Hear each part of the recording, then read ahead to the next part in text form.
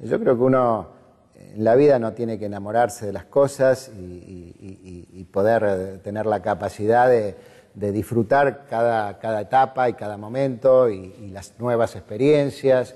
Y bueno, considero que estoy cerrando una etapa que ha sido muy buena y empezando otra.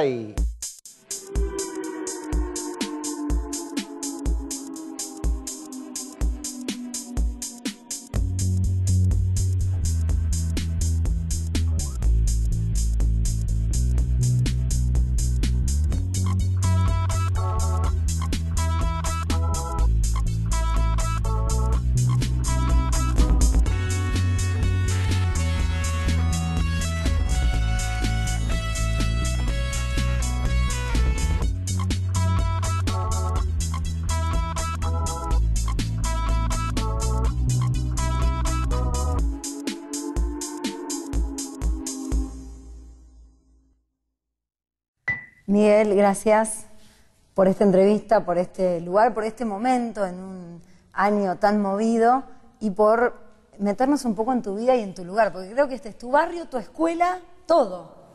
Sí, la verdad que te agradezco porque me das la oportunidad de volver a un lugar que es muy querido para mí, porque es la escuela primaria Juan Bautista Alberdi, donde yo hice mis primeros grados, los primeros grados de la escuela inicial, hace un montón de años atrás. No. La escuela sigue siendo exactamente igual, así que de alguna manera me trae los recuerdos de una etapa muy linda de mi vida, como es la de la escuela primaria, ¿no? ¿También es tu barrio?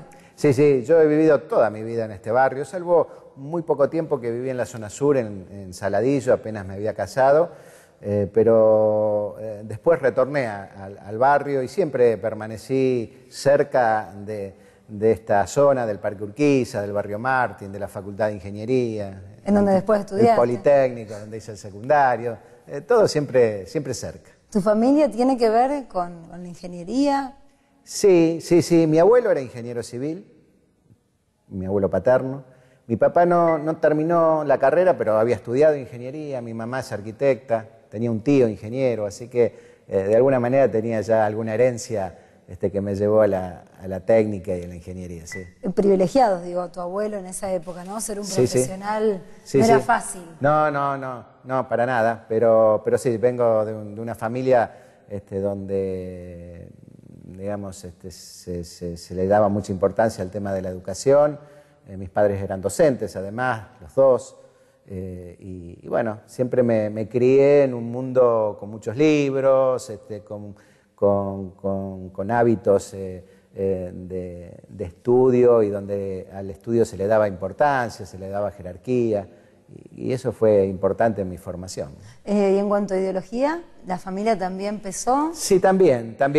Mi padre particularmente, que había tenido militancia en la universidad en su momento, después no tuvo militancia política, pero era un libre pensador, un hombre muy culto. Yo siempre tuve a disposición una biblioteca muy diversa, con mucha bibliografía de diversos autores, así que de alguna forma siempre estuve cerca de un pensamiento progresista, y más en la época en que a mí me tocó llegar a la universidad, entrar en la juventud, que fue el año 73, un año muy politizado, fue el año en que vino Perón a la Argentina, que ganó Cámpora, después Perón en ese mismo año, el año que mataron a Allende en Chile. Así que fue un año de mucha movilización de los jóvenes y fue también el año en que yo empecé mi compromiso político. Perón regresa a la Argentina y en la escalinata lo recibe José Ignacio Rucci, un incondicional del general Perón. El general Lanusse convoca a elecciones. El Frejuli, con la candidatura de Cámpora y Solano Lima, es el ganador. A la asunción del doctor Cámpora asisten los presidentes de Chile, Salvador Allende y Dorticós de Cuba.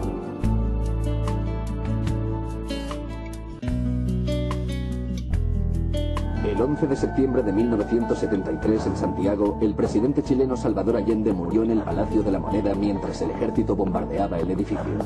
Este golpe de estado militar acabó brutalmente con el primer gobierno socialista elegido por un proceso electoral. ¿Y cómo empezaste?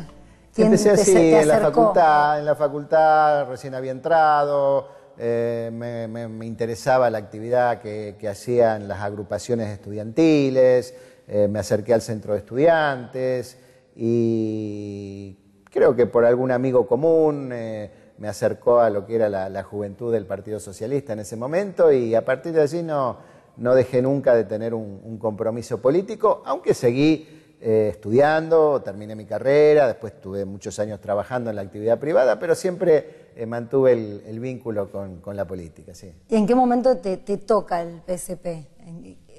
¿Qué había formado? ¿Qué figuras que hoy conocemos ya tenían como un camino La figura semi-hecho? más importante del socialismo en aquellos años era Guillermo Esteves Boero, que fue un dirigente muy importante para nosotros, un hombre que tuvo un gran impacto sobre todo en los jóvenes de aquel momento. Fue luego diputado nacional, falleció ya hace unos cuantos años atrás. Y después había dirigentes que eran mayores que nosotros y que ya los veíamos como dirigentes importantes, aunque eran muy jóvenes todavía en aquel momento, como Héctor Caballero, como el propio Hermes Wiener y bueno, y otros dirigentes que o Bonfatti después, también, que Antonio estaba Bonfatti, cercano. efectivamente, Antonio Bonfatti. ¿Zabalza? Zabalza, Juan Carlos Zabalza. Así que bueno, con ellos de alguna manera nos fuimos formando, yo era de algunas generaciones más joven, y bueno, y después se nos dio la oportunidad, una vez recuperada la democracia, cuando comenzó el proceso en el 83, rápidamente se nos dio la posibilidad primero de llegar al Consejo Municipal, después de llegar al gobierno de la ciudad, y bueno, cuando llegamos al gobierno yo me incorporé, en aquel momento era un profesional joven, y empecé a trabajar en el área de vivienda primero, en obras públicas después, y así fui haciendo una carrera política y también en la gestión, ¿no? ¿Con Héctor Caballero?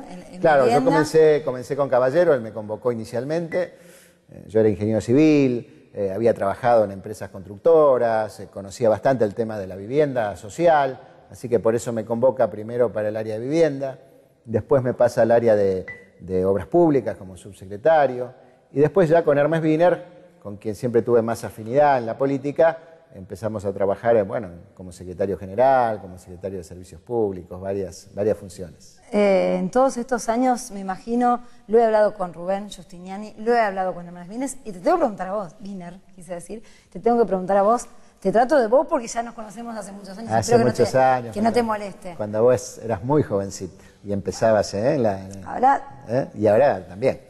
Y ahora también. Ahora joven. Se ríen. No sé por qué se ríen todos. No sé por qué. Te tengo que preguntar esto, digo.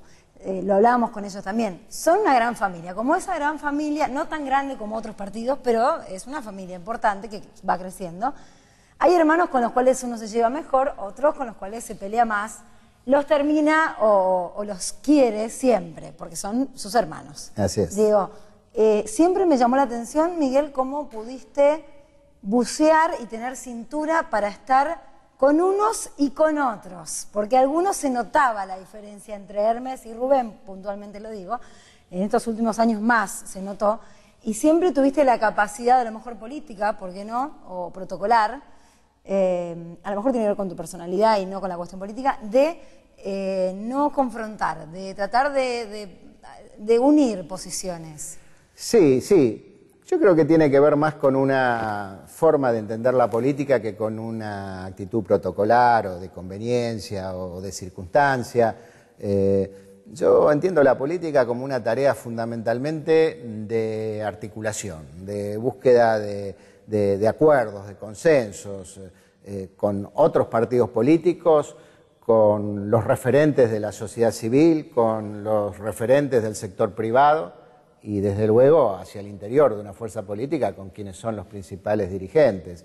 Que esto no excluye, por supuesto, a veces las diferencias, que son buenas, reconocer que a veces hay intereses distintos, pero me parece que de manera responsable, y más en un partido, como vos decís, pequeño todavía, es importante que podamos priorizar las coincidencias. Yo por lo menos he trabajado siempre en esa dirección, en general me ha ido bien. Por allí he tenido algunos tropezones, pero en general me ha ido bien en esa actitud de sumar a todos los sectores. Proactiva. Aún, aunque vaya en detrimento de tu propia carrera, porque creo que, y esto va, lo digo yo, ¿no? Me hago cargo de lo que digo, creo que era un momento de un salto hacia otro lado, me parece, este año, en referencia a tu carrera política individual. Creo que preferiste relegar eso en pos del partido, lo que creía el partido que debías vos hacer.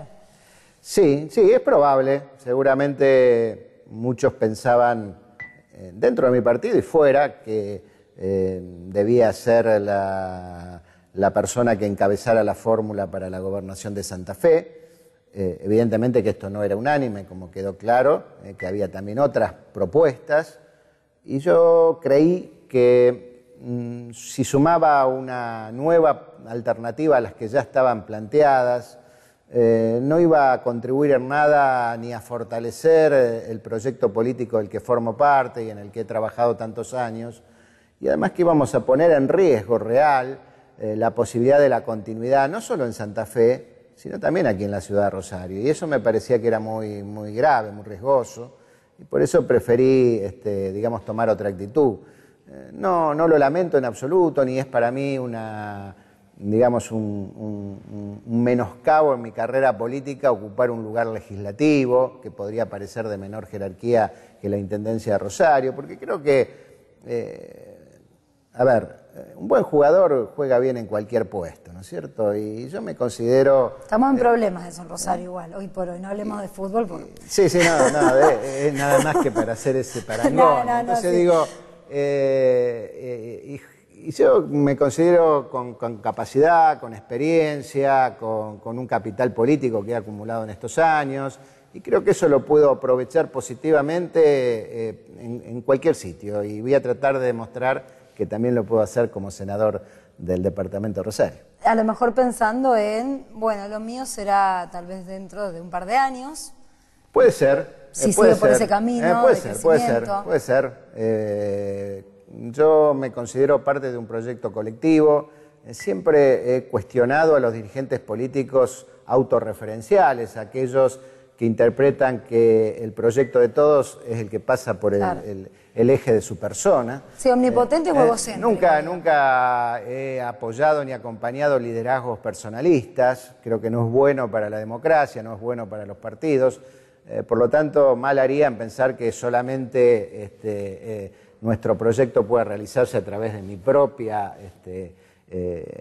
propio logro, de mi propio espacio. Entonces, me parece que esto es bueno y que vamos a poder salir muy fortalecidos de este tiempo, de este proceso que hemos atravesado, ¿no? De todas maneras, y con esto cierro este tema puntual, te debe haber dado satisfacciones ver cómo la ciudadanía alcanzó realmente un índice importante, más del 50%. Sí. Cómo, cuando leí un poco de la historia, ya no me acordaba bien los porcentajes, tuviste cuando le ganaste a Caballero en la segunda gestión. Así es. 50 y pico % también. Sí, porcentajes muy altos, que no son fáciles. Que hoy se ponderan lograr también en la presidencia, si vamos a los últimos días. Sí, no son fáciles de lograr, sobre todo cuando uno está en gestión, ¿no es cierto? Porque a veces en una coyuntura particular, con una promesa de cosas para hacer, es más fácil, pero cuando uno está en gestión, la gente no vota promesas, sino que vota en relación a la tarea que uno ha desarrollado y a la valoración que la opinión pública tiene de esa tarea. Así que para mí eso es muy reconfortante, porque es el mejor premio que alguien que está en la tarea política puede tener, que es el apoyo o el agradecimiento de sus vecinos. Yo siempre digo que yo no tengo guardaespaldas, tengo chofer oficial solamente cuando estoy trabajando, pero si no, habitualmente me muevo con mi propio auto, camino a la ciudad, y jamás he recibido ni un insulto, ni un agravio, ni una agresión, al contrario, y esto, bueno, es para mí el mejor premio que puedo recibir después de estos 8 años de gestión.